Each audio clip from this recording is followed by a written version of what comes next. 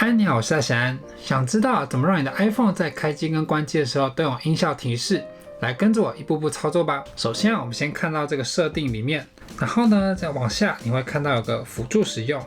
点开来之后，里面有个项目，你会看到是这个听力。听力里面就是音讯跟视觉，然后接下来有个项目是开机跟关机的声音。这个地方啊，你将这个选项打开，就可以听到像刚刚这样子非常特殊的提示音哦。好，那我现在来将这个手机做关机，是不是相当有趣呢？喜欢的话别忘记到辅助使用里面做设定哦。